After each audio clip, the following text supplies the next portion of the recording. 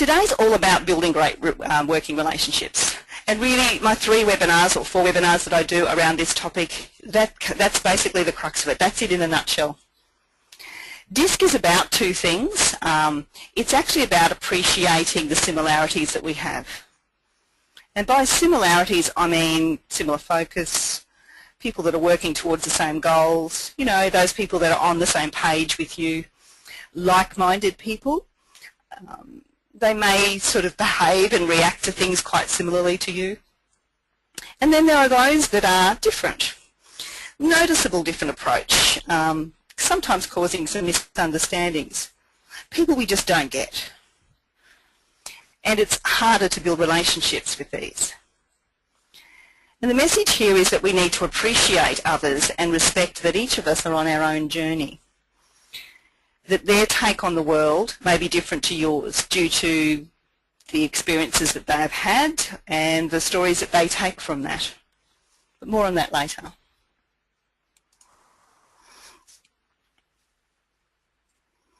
So Workforce Vitality is the name of my business, and the stuff that I do on team building workshops, basically all of those dot points that are in front of you, it assists leaders and managers to manage their teams much better. Probably the most important one there is the 4th point, or the 4th tick, which is really important, and that is about recognising and understanding behaviours, both yours and others. And that's where DISC, D-I-S-C, which we'll talk about today, gives a really great framework, and it's a simple framework for you to be able to do that. The last dot point there is about motivators and drivers and understanding those. That's actually an extension to the DISC model I'm using today.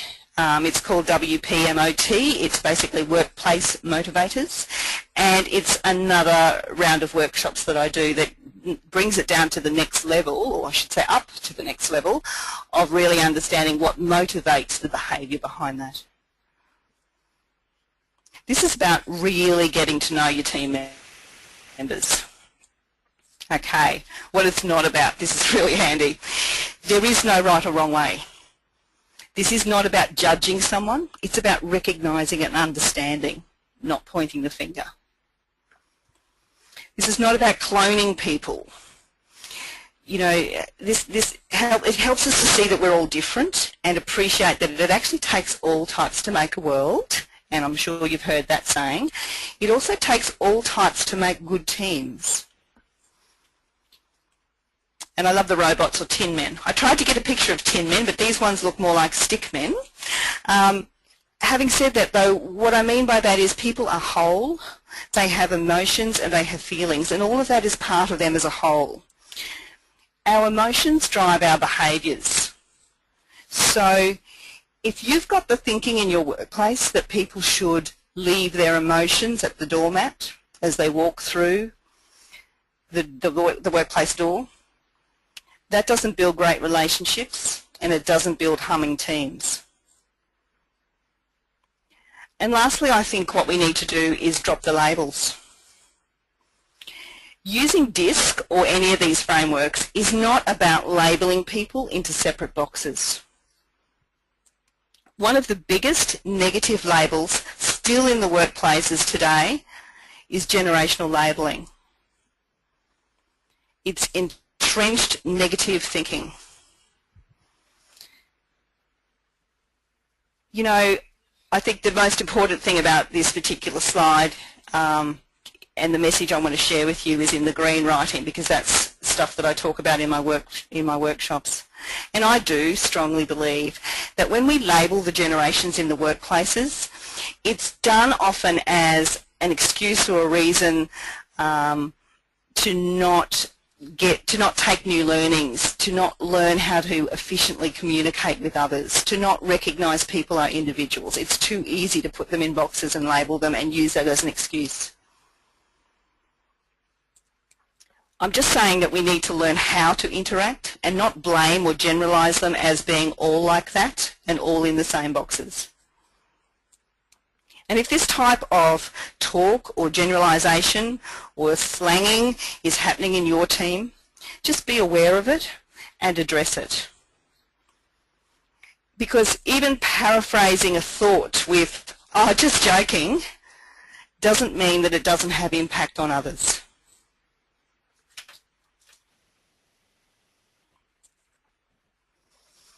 So the point I'm making here, to give us a really good background or grounding in this, is to remember that that people are individuals. And individuals must be judged on their own merits. Yes, it's sometimes helpful to use frameworks and online assessments like social and emotional intelligence profiling, which is another framework I use, and DISC and workplace motivators, as I said before. They're good starting bases and frameworks. It's helpful to sometimes have patterns and be able to see behaviour preferences and to identify areas for people to work on. Because life is a journey, not a destination. We're not born with a box set of behaviour traits. You actually choose your behaviour. And you can change and improve your behaviour. As a coach, that's the sort of stuff we do best, to help people identify in their behaviours what's working for them and what's not, and explore how they would like it to be, then put actions around that.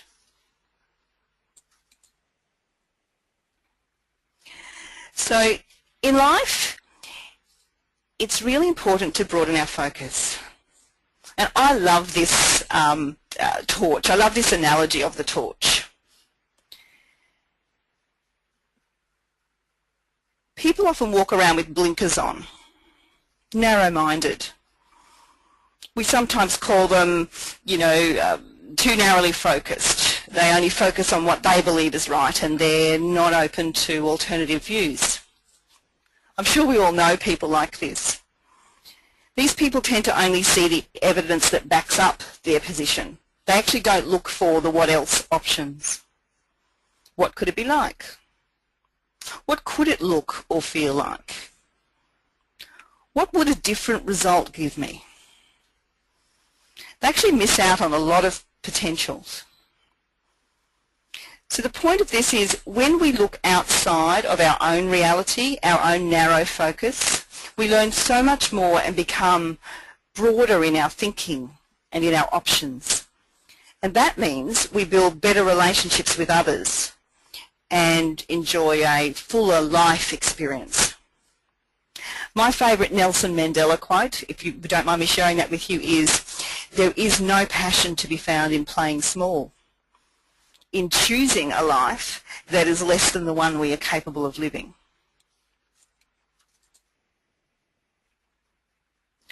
Now, taking it to the next step, this term, the map is not the territory, is actually a coaching term, and it's about understanding that the story that we take from stuff that happens is often different to the story others take from the same things that may happen. So for example, the guy in the middle, let's say he's looking at a map of Brisbane. It's only an outline. It's like, where's Brisbane? Suburbs, the river, the shops, the houses, the businesses. But it's not the whole picture. It's not the whole story. So my experience of Brisbane, using the same map as you are, will be different from yours. I'll visit the city, I'll take a different response, a different outcome. We both choose when we're there what we focus on and what experience we have from that. So my reality will be different to your reality. And understanding this in others is actually about asking great questions. Really genuinely interested in others, real curiosity without judgment. So what I'm saying is, be open to new thinking and new experiences and learn from others' experiences. Don't approach or try to engage others with such a closed mind. Don't have your own made-up belief that's kind of like encased in concrete edging. Look outside of that. As managers, it's not okay to say it's my way or the highway. We need to be open to others and have others' input. That's what teamwork is.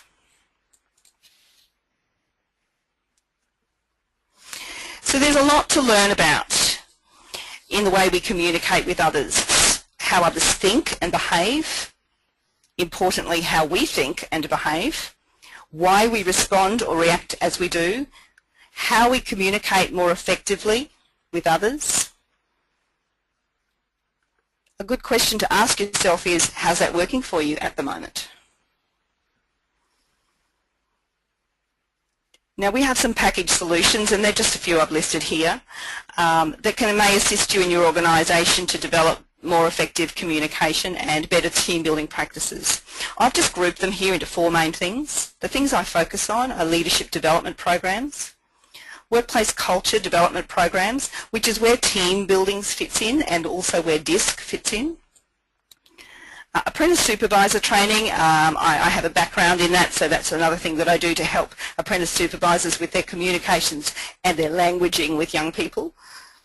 And of course individual coaching. So today we're going to go through what is DISC, because DISC is a helpful framework and how to actually build effective teams. A bit of history. We'll go through each of what is D, I, S and C. We'll look at the graphs, the benefits, and a little bit more on team building.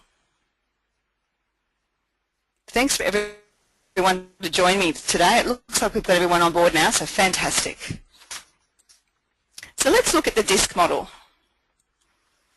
I'm actually curious, with everyone on board now, how many of you have actually done DISC before? You know about DISC. Could we have a Y for yes and an N for no in the comments box? Have you done DISC before?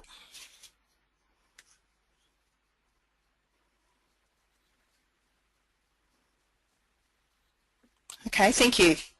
Yeah, most of you have not. Okay, excellent. I'm glad I put the explanation from Tuesday in then today, because this will be helpful. Wonderful. For those who don't know the little box at the top, if webinars are a new mode of learning for you, little box at the top has a little comment section that you can type into, and all I see is your answers that come up, and I get a chance to sort of have a look at how we're running. It's one way of interacting on these rather than just hearing me go blah. Okay, one of the things about these jelly men, these coloured men, and the DISC colours themselves is it makes the 4 types that we'll talk about really easy to remember, and I'm a really strong believer in colours and how colours impact on how we feel. And I think this DISC model has chosen the colours really well. Understanding people, let's get into that. I've got some more exercises for you to do, so that will keep you engaged. I'm wondering, if you think of someone who was really easy to interact with, just write down yourself, what were the 3 main behaviour traits or things or reasons why someone was easy to react with? Just 3 words perhaps, 3 small phrases. There's a couple of describing words just over on the edge of the slide there that might be helpful. Was the person outgoing? Were they enthusiastic? Were they just a really good listener? And I also want you to write down, think of someone who was difficult to interact with, or you just didn't get them. They're just hard for you to sort of make any relationship with. Why do you think that was so? Are there some behaviour traits or things that just really grated with you, that you just didn't really resonate with you? Just write them down. You don't need to share them in the comments box, thank you. Because later when you get a feel, you'll get a feel for where these words and behaviours fit into the DISC model. And it's really good to be aware of those words that come up for you first, to think of them and notice them and react to them. Generally, that will be a good first level indication of where you may sit in the DISC framework and what your strong behaviour preferences are. Because we're naturally drawn to the people that are like us, that we get, that we understand, that think like we do. So now let's draw. I'm hoping you've got a piece of paper in front of you. I want you to draw quite a big quadrant there, an axis. If you can do that, that would be great. And what we're going to do is do like the slide here, a D in the top corner, top right-hand side, I, S, and C. If you don't have the colours, that's fine. If you do have some coloured pens in front of you, even better. So on the D stands for dominance, and it's a strong red colour. The I stands for influence, and it's a fun yellow colour. The S stands for steadiness, and it's an engaging green colour. And the C stands for compliance, and it's the standard, most accepted blue colour. Now while we're on that, I don't expect you to write all of this in, but we'll just go with it at the moment. If you look at the top half of your quadrant, if you put that horizontal line across the middle, the top half of the quadrant where you've got your Ds and your Cs are task or goal orientated people.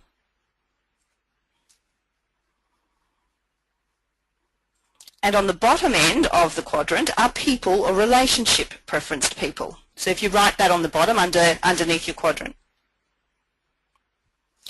On the right-hand side, these people all down the right-hand side, so your Ds and your Is, they tend to be more extroverts. They are outgoing or tell-talk people, as we call it. They love to tell you what they're doing or tell you how to do it, and they love talking. 3 guesses where I fit. Okay, on the other side, on the left-hand side, again using the vertical line down the middle, we have the more reserved people, the more introverts, if you like. They tend to sit back, listen, and ask a lot of questions. Okay. So let's look at what drives these. Now, these ones have just, this particular slide has just got the P's in there, the problems, the people, the pace, the procedures. But I want you to write down P's and C's. It's easy to remember the P's and C's words because these are the things that people measure. The D's, up in the top right-hand corner, they love problems and challenges. Yes, there are people that love and thrive on problems and challenges. They love getting their teeth into a challenge. Now the I's are people and contacts. So the P and C word there, people and contacts. Or connections. These are your socialisers. Your green people or your S's, they love pace and consistency. So the C word there is consistency. These people are more resistant to change.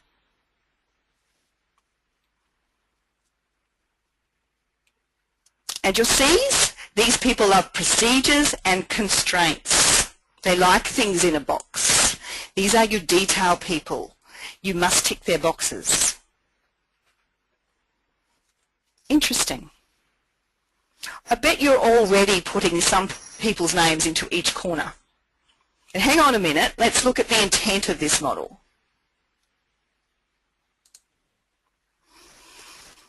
Because DISC is not about right or wrong. It's not a measure of someone's intelligence. It's not an indication of their values or whether their values are right or wrong. It's not a measure of their skills or experience. And it doesn't matter whether they're educated or they have qualifications. It's got nothing to do with that. This is about what behaviours they choose. So there's no right or wrong. It's very important to remember that. There is no perfect score, and there is no one type better than another.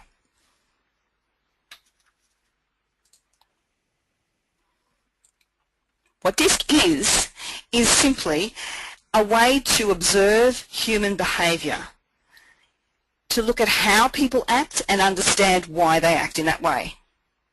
When you notice stuff, and it's such an easy model, it's really fascinating to watch the dynamics in your teams, the power play. It's so useful to understand what you've got in your team and perhaps what you need in your team.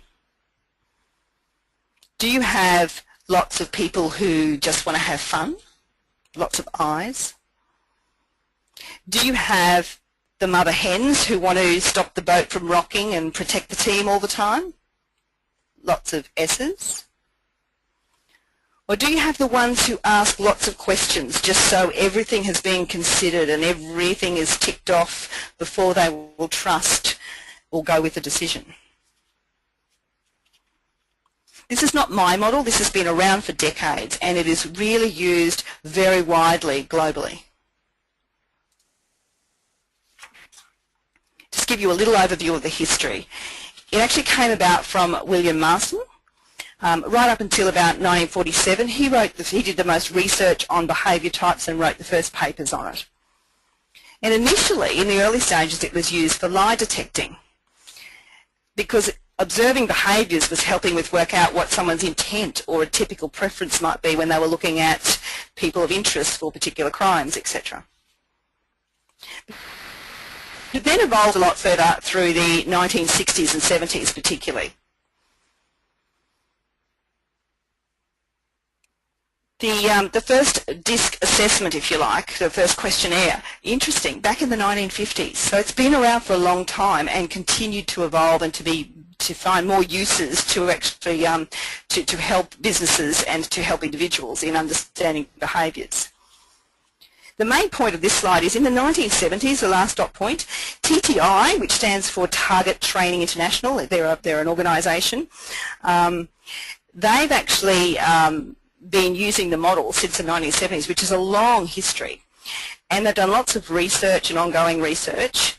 It's just really broadly now used around the world through that particular group. And when I was looking to see who I would do my accreditation with, I was looking for lots of facts, lots of data, lots of stuff to back up, and also a model or an organisation where they continually evolve and continue to do that research. They haven't arrived back in the 1950s, they've continued to work on it. Just very quickly also, this TTI that I use is using DISC and workplace motivators for a lot of different things. Lots of overlays, if you like, in how you can use it. The things I like about it is you can use it for individual performance. You can use it for team fit, which we're talking more about today, for getting the right people in the right roles. And for recruitment, it's fantastic for recruitment, which we'll talk about more in next week's webinar. And you'll notice the little Workplace Motivators logo in the bottom corner. I have later webinars that I'll do on that. It's now in 90 languages around the world, which means every 3 minutes someone completes an online assessment of DISC around the world, which is a massive amount of data that they can use for research. And what they've found from this is universally DISC works. Our behaviours fit into these 4 main types, all of our behaviours globally, around the world. Fantastic. That's the reason why it's estimated that 75% of Fortune 500 companies actually use DISC in their business. So let's get into it. I want you to go back to your fantastic artwork, your quadrant, and let's focus on the 4 boxes in these slides, just to give you a little bit more to fill in there so you understand where it's around. So, for someone who's a D, or the dominance, we said about the P and C word before, the problems and challenges. What they want is results. They're really focused on achieving their goals. The emotion that comes up for them, because remember I said emotion drives behaviour, is anger, or in this case I would call it more of a short fuse, because anger is such a strong word. It can just be that they get frustrated or disappointed easily. They tend to have less patience. And the fear, because fears also drive our behaviours, the fear is being taken advantage of, which in coaching terms we call the fear of failure. These people are strong, determined, possibly competitive, and they prefer to be in charge. They're not always in a leadership position, but their behaviour is they prefer to be in charge of themselves and sometimes of others. These people are at the top of the quadrant. Remember I said before they are task focused. They tend to be less people focused. So let's go to the happy, fun-loving I's. Influence. I stands for influence. Influencing because they love lots of connections, lots of socialising, being included. They have a great influence and rapport within the team. Now the P and C word that we used before, or the measures, are the people and contacts. What they want, what drives them, is recognition. They love it. These are the look at me, look at me, look at I. Love it. The emotion that drives them is optimism. They love to be happy. They like looking on the bright side of things. And they really love to work in a fun, creative environment. Guys, these are your salespeople. These are your ideas people. And they can be all over the shop. They generally have messy desks and very busy minds. We often call them shiny syndrome people because they're attracted to the next shiny thing, like bees to a honey. Bees to honey, I should say. So, let's slow the pace down a little. Easy does it, steady Eddie, and look at the S's, the steadiness. These people like pace and consistency. They want a relationship with the thing, with the team, wherever they are. They like to belong.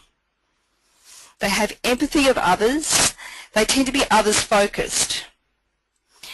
For them, it's all about teamwork, collaboration, not looking for personal recognition particularly, although they do want to feel valued and they do want to be a valued member of your team. These are your very loyal people, and they are the glue that sticks your team together.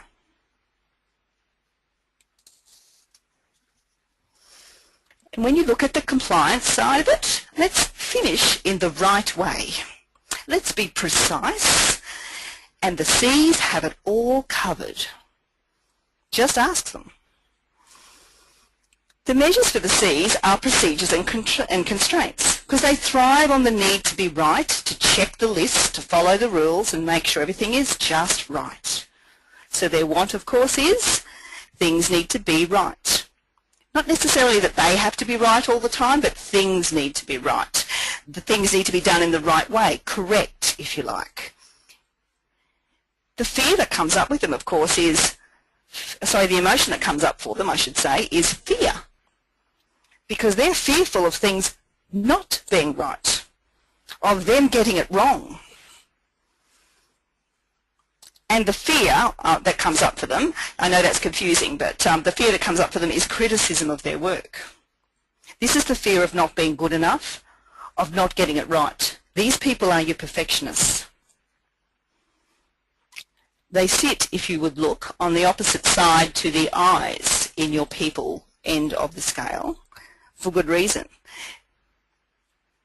Sorry, on the opposite quadrant, adjust, because they are neat and tidy. Everything's in its place. These are your analysts, project developers and managers, accountants would be a good one, engineers and specialists in their field. These guys just do things the right way. So it's actually not helpful to call someone just a D. You know, you're a D or you're such an I. Because in a team, to make up a team and to get your team humming, you actually need to bring all the skills.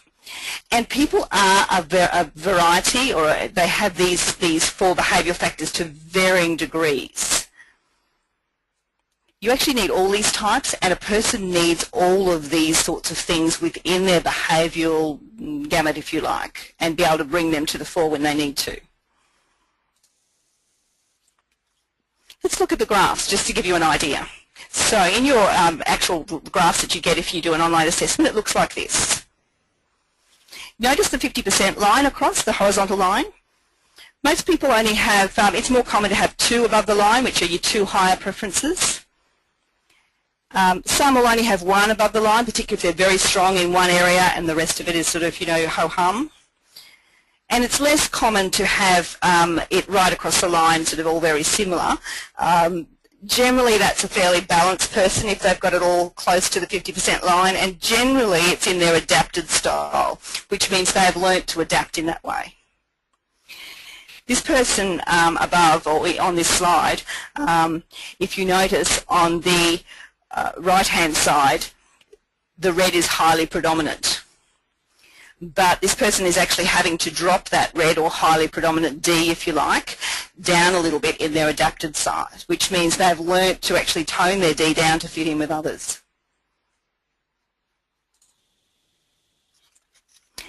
So I thought you might be interested to know that around the world, and these are some of these great stats that we have from working with TTI, look at the percentage of the population, your 45%ers.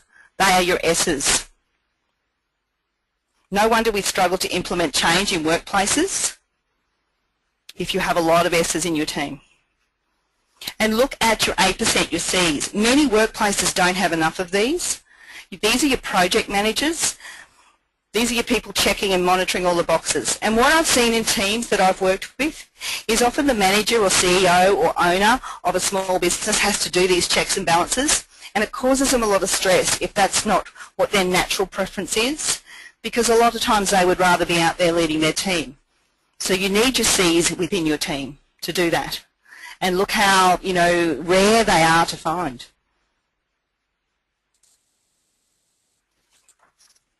Going back to the graphs, I didn't really explain before the difference between adapted and natural. Your adapted style is your most changeable because you change that depending on the situation you're in. So for example, for me, if I was tested 2 years ago and then tested now, it would be really interesting to see the difference from when I was working in the public sector to what I'm doing now. I can tell you now that my adapted and my natural style, the two graphs, are almost exactly at the same levels, which is why I love doing what I'm doing now.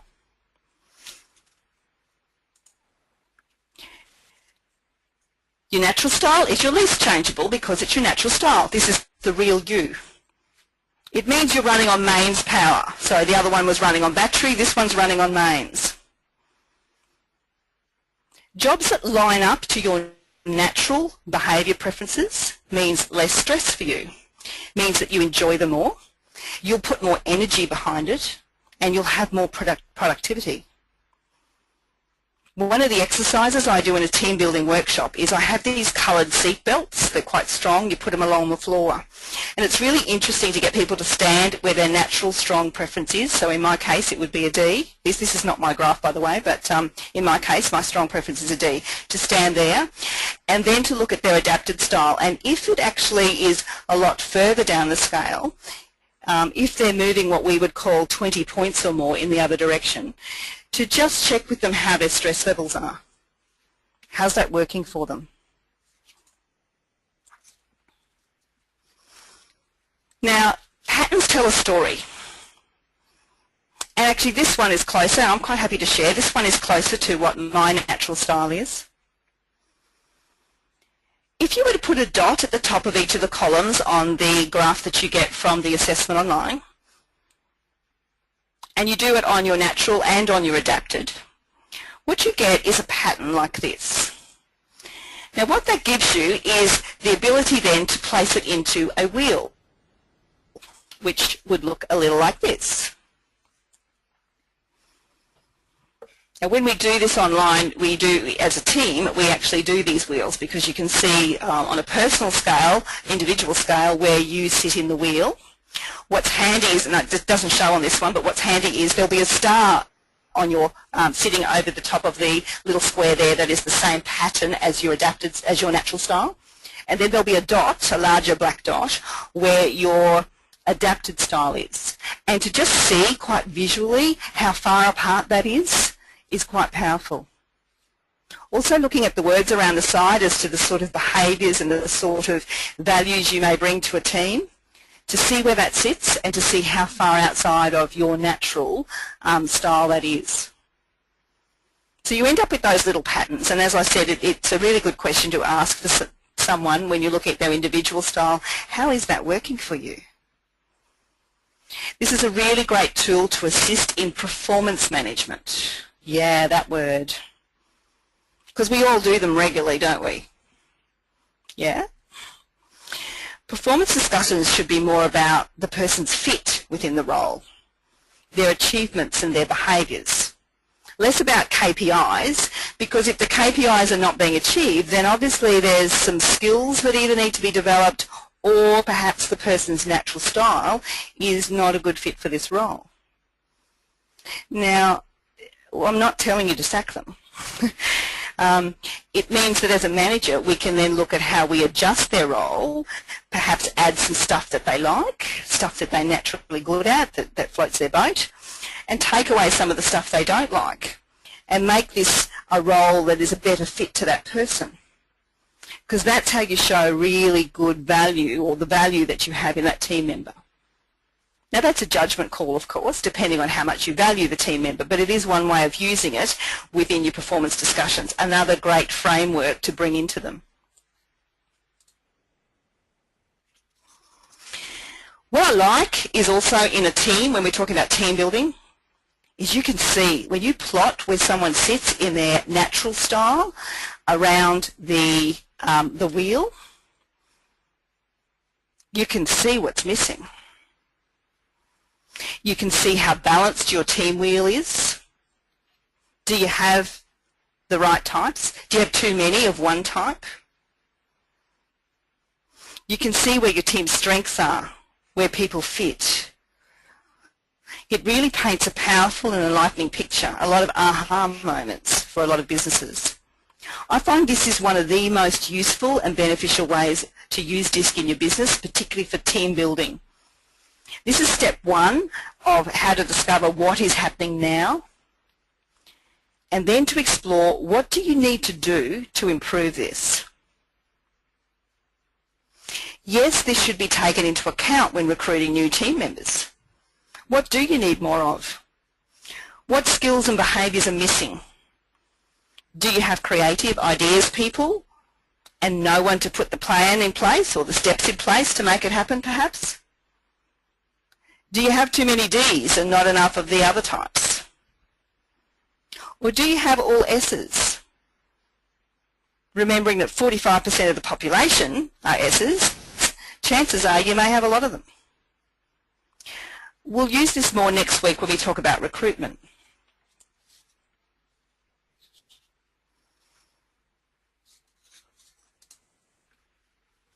So what does this mean? Why use DISC? Well, yes, it's insightful. Insightful in a way that goes, oh my God, that makes immediate sense. Now I understand why she's like that or why he does this. It's really simple to use and easy to remember. And it's intuitive. It's about real life situations. It works. And the other thing I love about it, of course, this is my high I showing, is it's fun. When you do it in a team building exercise, it is really fun. I actually use those coloured belts I was talking about before, and you place a quadrant down on the floor on the carpet in the room, and you place the red and the yellow and the green and the blue belt along a line, a bit similar to the slide you saw earlier when you were doing your artwork. And those words that you came up with before about people that are easy to deal with and people that are difficult to deal with, we use words like that. I have them on laminated cards. We use words like that, and I get them to have 6 or 8 words each and place them down where they think it fits within the quadrant. It's a great learning to do perhaps halfway through where you're making sure that they've got it, they understand the model. So we do that first. And then secondly, what we do is we get them, with their assessment being done before they come to the workshop, to stand on the line where they fit. It's really quite powerful because in a team where you've really got people that don't get each other, just see how far apart they stand in the quadrant. If they're a really high D, for instance, and they're up in the top right-hand corner, and others are really strong S's and they're down on the other side, it's really quite powerful for them to go, yeah, and that is why.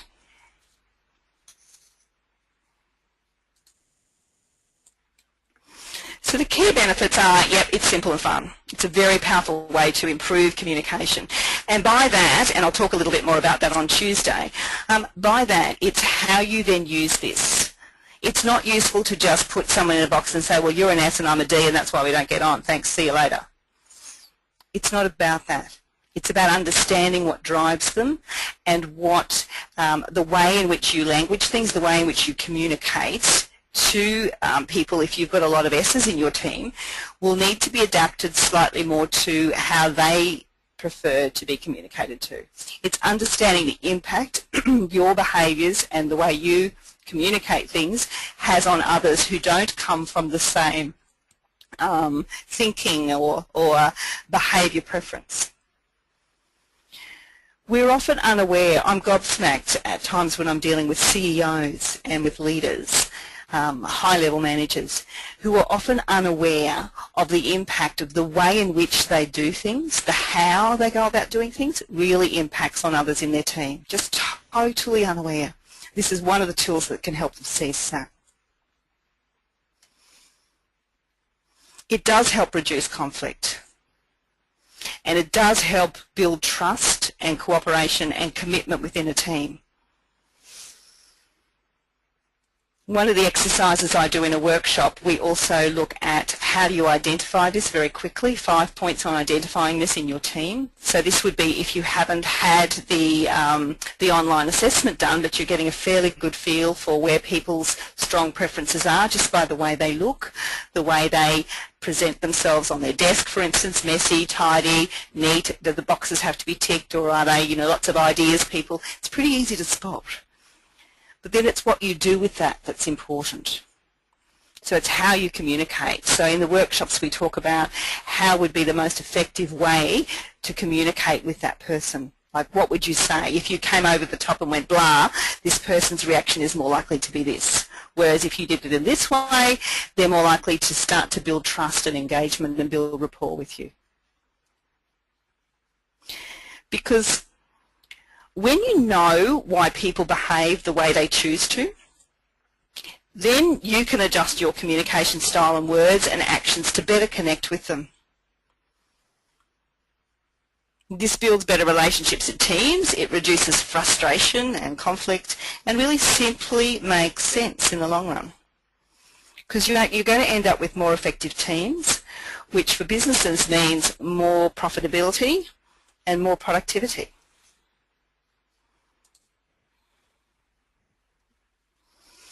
So in wrapping up today, I just wanted to show you that what we offer with DISC is obviously the online assessments I've been talking about.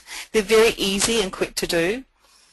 They have a great report that comes back, and the wording around the report is quite personal. It will say, Jalinda has strengths in this. She does it in this way, blah, blah, blah, which means people will perceive her as blah, blah, blah. What she needs to watch is that if she is inclined to do blah, blah, blah, then this might be the impact on these type of people, blah, blah, blah. So the reason I'm saying it in that way is the report is a really easy read for someone to take it, go away and reflect on. What's good about that also is that coaching helps to unpack it with them. So if they look at the report and go, oh my God, I'm just going to stick that in the drawer and hope no one sees it, that's not helpful. By having a coaching unpack, what that does is it allows someone who has no vested interest in them, like myself, a coach that isn't their boss, isn't their partner, isn't someone that's trying to coat things in sugar coating, is just simply looking at the report with them. And as a coach, we go, tell me an example of where you think that might occur. Or tell me how you would approach that. It's all about how they do it and helping them to see. As I said before, in team building, and today's more about team building, it's fantastic for DISC workshops, for workshops about team building and understanding each other. If you've got a team that's just not getting on, if you've got a team where some of them are left out in the cold, out in the edges, where there seems to be a lot of ideas coming to the fore but nothing really happening, then this is gold for that. And just lastly, on that DISC Leadership Development and DISC for Effective Recruitment, I was going to do 4 of these webinars, and what I've decided next week is to roll the last 2 into the webinar that I'm doing on Tuesday. So very shortly we'll be sending out emails on that. The reason I'm doing that is the effective recruitment is something that does sit under leadership development. And those guys that have been on the webinar with me on Tuesday and then again today, and those of you that are with me for the first time today, you've got a good background, I believe, on what is DISC. Now taking it to the next level on how you might use that as a manager in your organisation and how you might use that in your management group to start with. And how you might use that for effective recruitment. I'd like to cover that on Tuesday. So I'm encouraging you to join me on Tuesday for that if that's something you'd like to know more about. Now we have a few moments, so I'm just wondering if anybody has any questions. Again, you can type fairly short questions would be good in the question box, and I'll do my best to read them quickly and give you an answer.